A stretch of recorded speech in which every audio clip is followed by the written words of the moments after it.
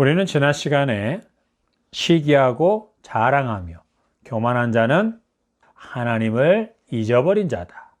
또한 하나님을 자기 삶의 중심에 모시지 않은 자요, 우상 숭배하는 자라고 말을 했습니다. 자기를 사랑하는 자가 시기하고 자랑하며 교만하기 때문에 그렇습니다. 그렇게 자기를 사랑하는 자는 하나님 아버지와 예수님보다 자기를 더 사랑하는 자이기 때문에 그는 우상 숭배자이고 또 다른 우상 숭배에 쉽게 빠지는 자입니다. 그래서 그는 무례합니다. 자기의 이익을 위해서 예의를 갖추는 듯 하지만 대체적으로 그는 모든 사람에 대해 예의가 없습니다. 이해관계를 떠나서 모든 사람들에 대해서 예의를 갖추는 자가 아니라면 그는 무례한 자고 교만한 자고 자기를 자랑하는 자고 자기를 그 누구보다도 더 사랑하는 자입니다. 그는 사도들과 초대교회 성도들처럼 하나님 아버지와 예수님을 사랑하는 자가 아닙니다. 자기 기준과 자기 방식대로 그리고 자기의 유익을 위해 하나님을 사랑할 뿐입니다.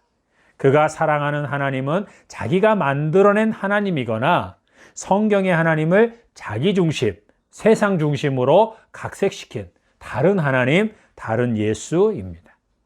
이런 사람은 다른 사람들은 물론이고 하나님도 자기를 위해 존재하고 자기를 유익하게 해주어야 한다고 생각합니다.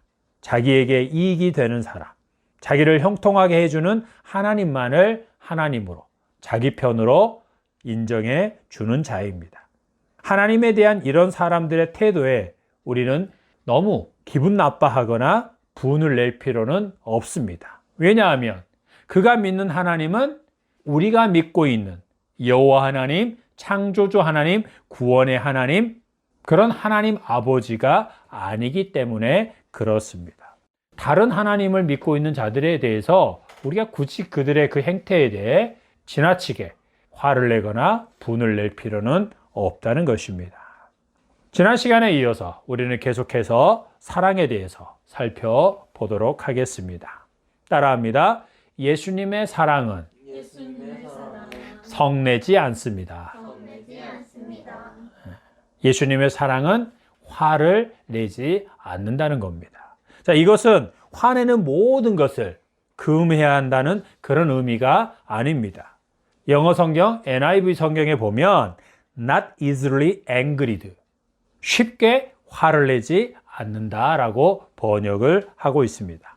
예수님의 사랑으로 서로 사랑하는 사람은 서로에 대해서, 믿음의 형제들에 대해서 쉽게 화를 내지 않는다는 것입니다. 사복음서를 보면 예수님께서 화내시는 모습이 몇 번 나옵니다. 제자들이나 무리들에게 화를 내시는 모습도 나오고요. 특히 누구에게? 바리새인, 서기관, 그리고 당시 종교 지도자들에 대해서는 아주 크게 화를 내시고 심지어 그들을 저주하시는 모습도 우리는 보게 됩니다. 여기서 우리는 예수님께서 이 세 부류의 사람들에게 화를 내신 것을 구분해서 이해해야 합니다. 세 부류가 누구였습니까? 제자들에게 화를 내실 때, 또 무리들에게 화를 내실 때, 그 다음은 바리새인과 서기관을 비롯한 당시 종교 지도자들에게 화를 내실 때, 이 세 경우를 구분해서 이해를 해야 한다는 것입니다. 예수님과 함께 지내면서 보고 듣고 경험하면서도 예수님의 말씀을 깨닫는 것과 믿는 것에 있어서 너무 답답한 모습, 너무 인간적인 모습만을, 너무 세속적인 모습만을 보인 제자들에게 예수님께서는 화를 내셨습니다. 그들을 꾸짖었습니다. 예수님께서 왜 그들에게 화를 내고 그들을 꾸짖었습니까?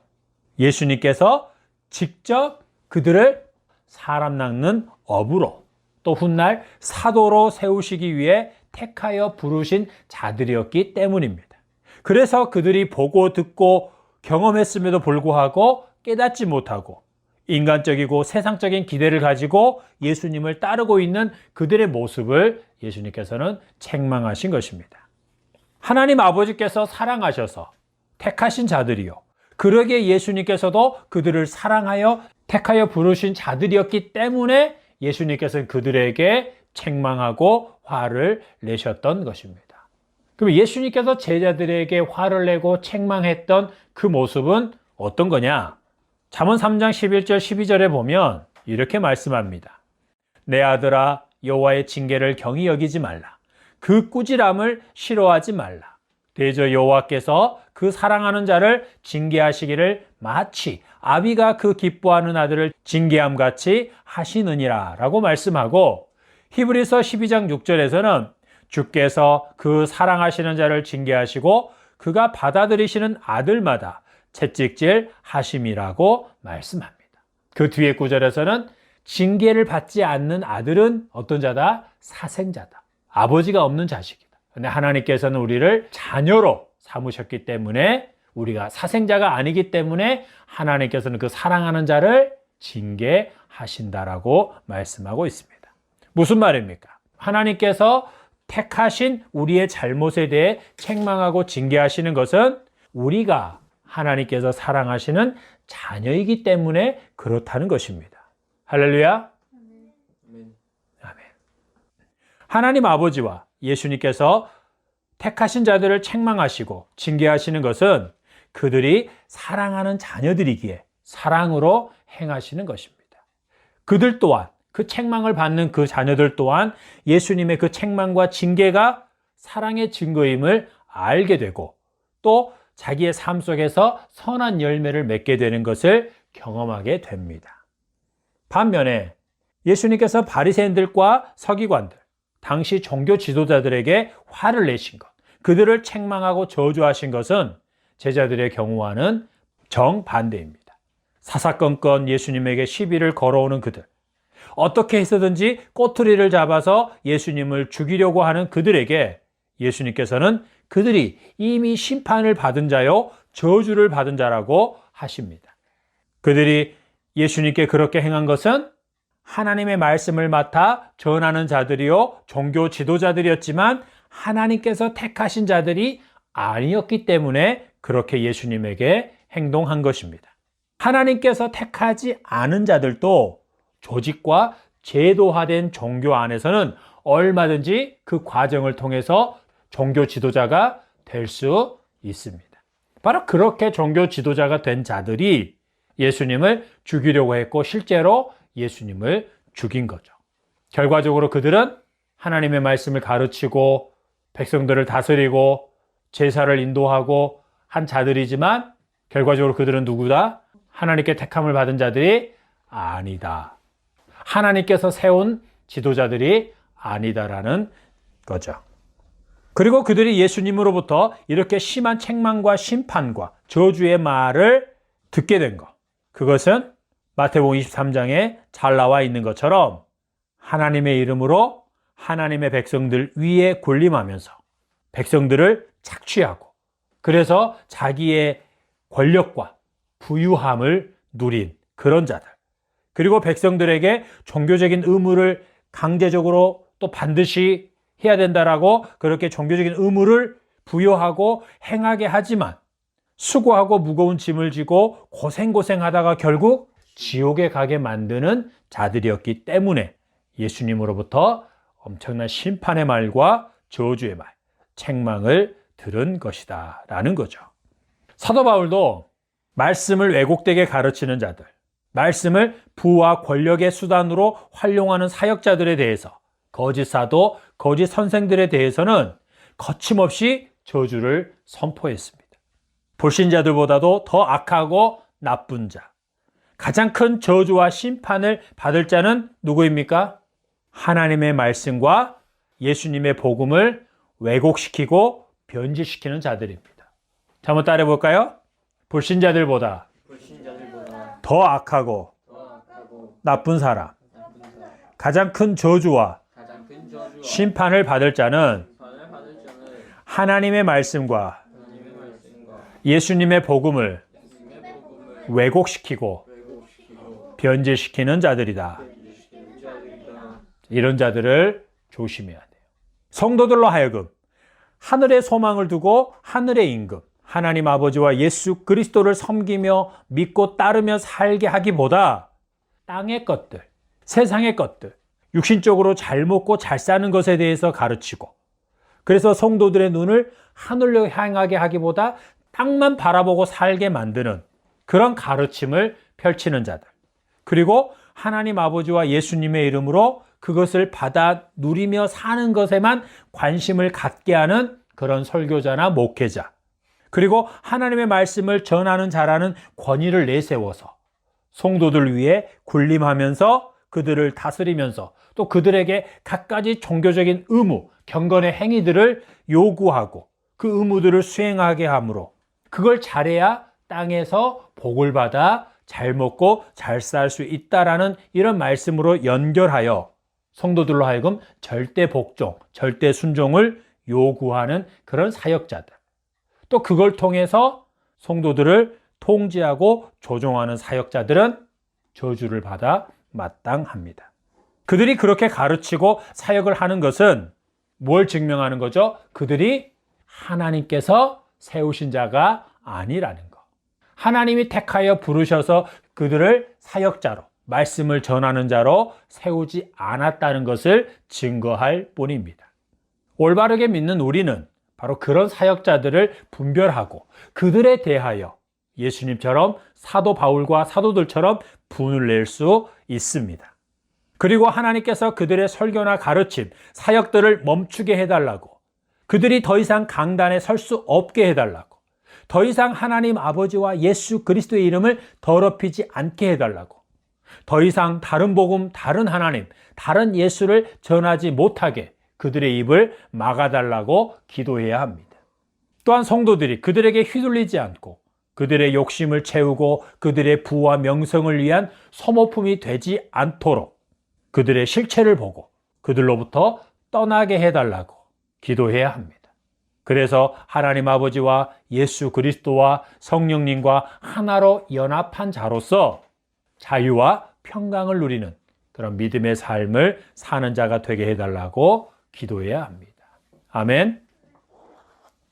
예수님의 사랑으로 사랑하는 자는 믿음의 형제의 잘못에 대해 쉽게 화를 내지 않습니다. 그들을 바리새인이나 서기관 또는 당시 종교 지도자들을 대하듯이 하지 않습니다. 불신자들을 대하듯이 하지 않습니다. 하나님 말씀을 잘못 가르치고 다른 복음, 다른 예수를 전하는 자들, 예수님의 이름으로 땅의 복에 대한 약속을 남발하는 자들, 그리고 그런 사역자를 추종하는 자들은 엄밀히 말해 믿음의 형제가 아니다. 이렇게 말할 수 있습니다. 믿음의 형제 잘못에 대해서는 우리가 어떻게 처리를 해야 되죠? 예수님과 사도들의 말씀을 따라서 먼저는 개인적으로 찾아가서 권면을 합니다. 그런데 듣지 않아요. 그 다음 단계로 어떻게 해야 된다고 그랬어요? 두세 사람이 그에게 가서 또 권면을 합니다. 그래도 듣지 않으면 어떻게 해요? 교회의 말을 하죠. 근데 교회의 말을 듣지도 않으면 어떻게 해요? 문자 그대로 하면 교회에서 내쫓는 거죠. 이방인과 세리로처럼 불신자처럼 대하라는 거죠. 교회에서 내쫓고. 근데 오늘날 상황으로 약간 좀 부드럽게 표현을 하면 어떻게 하죠? 교회 말을 듣지도 않으면 일정 기간 그를 근신하게 하는 거죠. 교회 공적인 예배, 주일 예배를 비롯한 공적인 예배나 또 모임, 거기에 나오지 못하고 집에서 하나님 앞에 기도하면서 근신하게 하는 그런 과정을 겪게 할 수도 있습니다. 바로 그런 치리의 과정을 밟아야 하는 거죠. 그 이상 형제에 대해서 비난하거나 정죄하고 저주하고 심판을 해서는 안 되는 겁니다. 바로 이렇게 하는 것이 예수님의 사랑으로 형제를 사랑하는 것입니다. 믿음의 형제에 대해서나 다른 사람들에 대해서 쉽게 화를 낸다는 것은 뭐냐면 그가 오래 참아주지 않은 자다라는 것이고, 믿음의 형제에 대해서 다른 사람에 대해서 온유한 자가 아니라는 것을 말해줍니다. 그가 오래 참지 않고 온유하지 않고 형제에 대해 쉽게 화를 내는 것은 형제를 위한 것도 아니고 형제를 사랑해서 화를 내는 것도 아닙니다. 왜 그가 그렇게 쉽게 화를 내느냐? 자기를 위해, 자기 자존심 때문에 상대방에게 화를 내는 것입니다. 이렇게 화를 내는 것이 이미 상대방에 대한 비난, 정죄, 저주하는 마음을 가지고 있다라는 것입니다.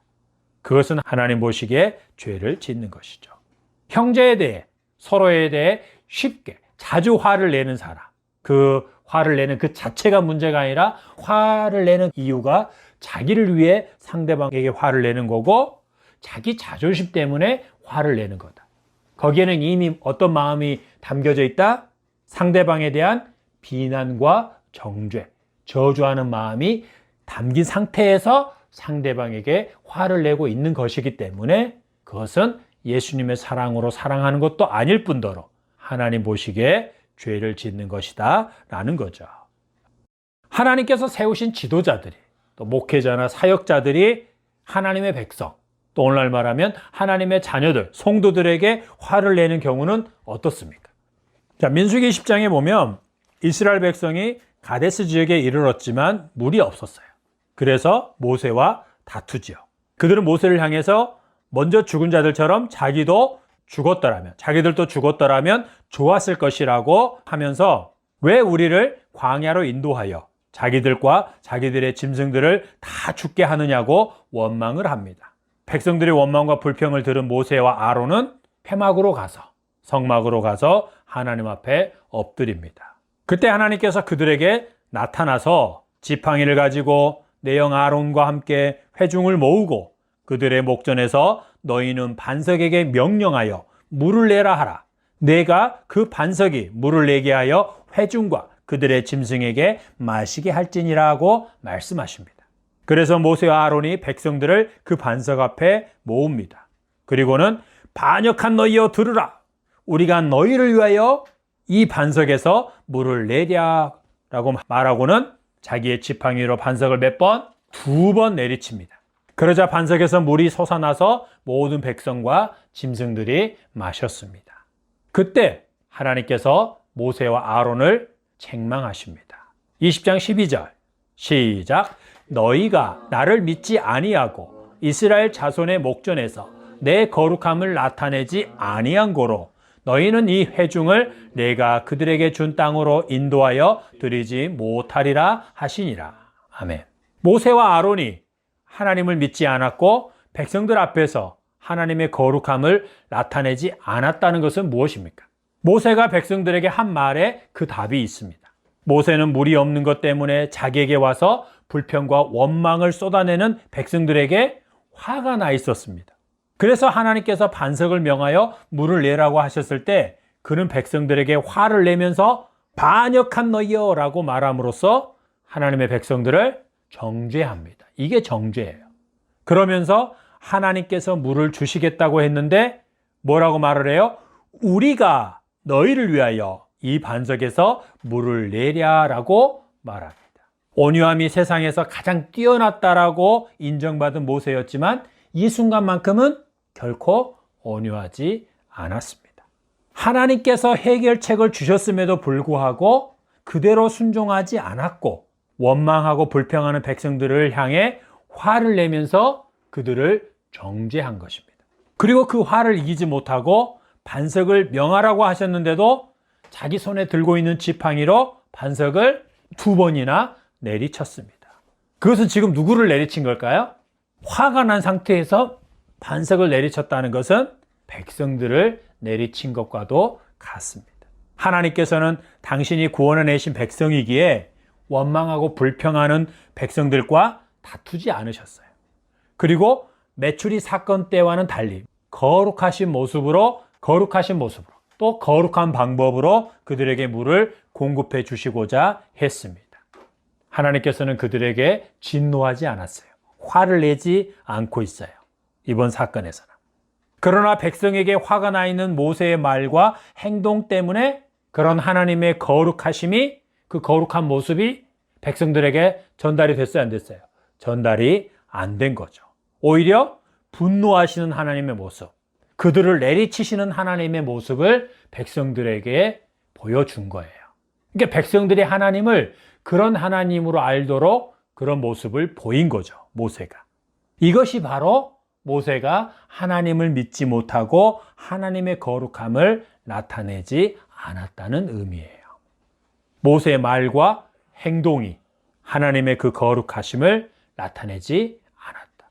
하나님을 믿지 못하는 지도자의 모습이었다. 그것이 하나님의 백성들로 하여금 하나님의 모습을, 하나님의 말씀을 오해하게 만들었다는 거죠. 이스라엘 백성들 애굽에서 누가 구원해내셨어요? 하나님이십니다. 누가 그들을 먹이시고 입히십니까? 하나님이시죠. 누가 그들을 약속의 땅까지 인도해 가십니까? 하나님이시죠. 그들의 잘못에 대해 정죄하고 심판할 권세는 누구에게만 있습니까? 하나님에게만 있습니다. 그런데 지금 모세는 너무 화가 나서 이것을 순간 잊어버린 거예요. 하나님께서 택하신 자들의 삶은 하나님이 책임지신다는 것. 그들을 죽이든지 살리든지 하나님께서 알아서 하신다는 것. 천국에까지 인도해 가시는 것도 유능한 목회자나 사역자들에게 달린 것이 아니라 그들의 하나님 아버지의 손에 달려 있다는 것. 그리고 하나님께서 아버지로서 그들을 책임지고 인도해 가신다는 것을 망각하는 순간 그 지도자, 그 목회자, 그 사역자는 자기가 하나님의 자리에 앉아버리는 것입니다. 그런 목회자에게는 성도들이 하나님의 성도, 하나님의 백성이 아니고 자기 성도, 자기 사람이 되는 거고 자기가 책임져야 할 사람들이 되어버립니다. 그래서 그 성도들의 불순종, 더딘 성장, 불평, 불만 이런 것 등은 목회자 자신의 부와 명성, 이미지와 직결되어 버립니다. 그래서 그 목회자들은 성도들을 함부로 대하고 자기의 목회 철학, 목회 비전을 잘 따르지 않는 성도들에 대해서는 비난과 저주의 말들을 서슴없이 뱉어내는 것입니다. 그리고 자기가 정한 종교적인 행위, 경건의 행위들과 교육과 훈련 프로그램, 그런 과정을 철저하게 따르도록 합니다. 그래야만 우리가 예수님의 제자가 되고 천국 문에까지 들어갈 수 있다라고 강조하면서 그것을 요구합니다. 그러나 실상은 뭐냐면 자기의 목회 비전을 성취하기 위한 수단에 불과한 경우가 많다는 것입니다. 그가 만든 교육과 훈련 과정을 이수하면 예수님의 제자가 돼야 되는데 예수님의 제자가 되는 사람보다 목회자의 제자, 목회자에게 무조건 충성하는, 묻지도 따지지도 않고 충성 봉사하는 그런 자들이 더 많이 배출되고 있는 것에서도 그것을 알 수 있다는 것입니다.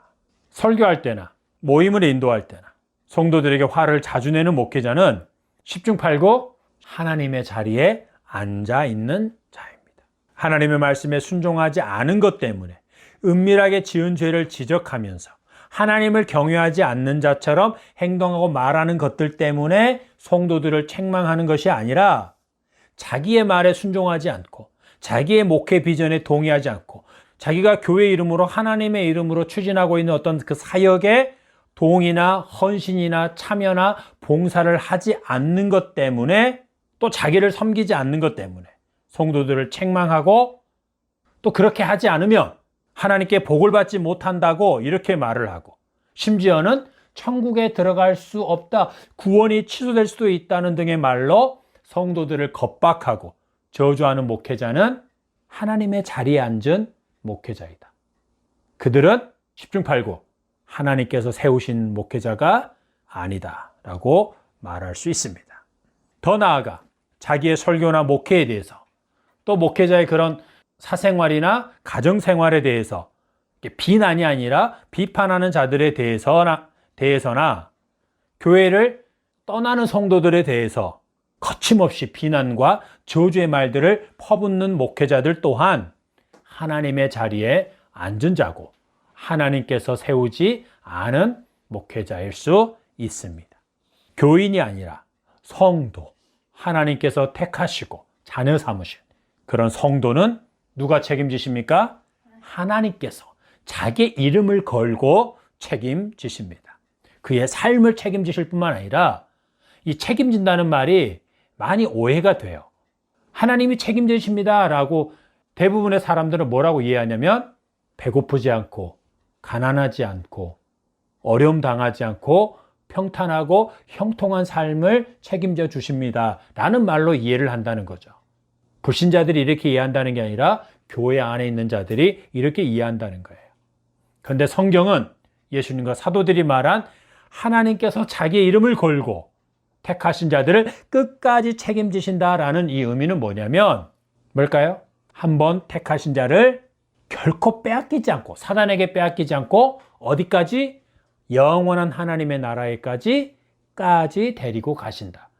이런 의미에서 책임지신다라는 거죠.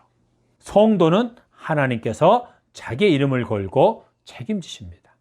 하나님 마음에 합한 자를 목회자로 세워 그 성도들을 그 목회자에게 맡기셨을지라도 그 성도들을 책임지고 인도해 가시는 분은 누구시다? 하나님이십니다.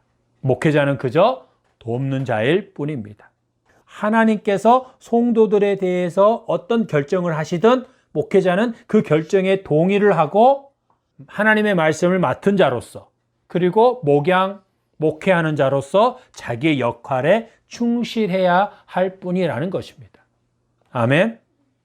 목회자가 공적인 자리나 사적인 자리에서 화를 자주 내는 것은 그가 지금 예수님의 사랑으로 목회를 하고 있지 않다라는 증거입니다. 그는 자기를 사랑하는 자입니다. 성도보다 자기를, 하나님보다 예수님보다 자기를 더 사랑하는 자이기 때문에 그렇게 자주 화를 내는 자인 것입니다. 성도들이 서로에 대해 화를 자주 내는 것은 뭐냐? 그가 예수님의 사랑으로 행하고 있지 않다는 증거입니다. 믿음의 형제보다, 다른 성도보다 자기를 더 사랑한다는 것이고 하나님보다 자기를 더 사랑하는 자이기 때문에 다른 성도에 대해, 믿음의 형제들에 대해서 그렇게 쉽게 또 자주 화를 내는 것입니다. 자존심이 아직도 팔팔하게 살아있는 거죠. 그의 자아가 왕성하게 활동하고 있다라는 증거입니다. 우리는 누군가에 대해 화가 날 때 가정에서 가족들에게 화를 낼 때도 내가 지금 무엇 때문에 화가 나 있는지, 내가 무엇 때문에 화를 내고 있는지에 대해서 꼼꼼하게 생각해 보아야 합니다.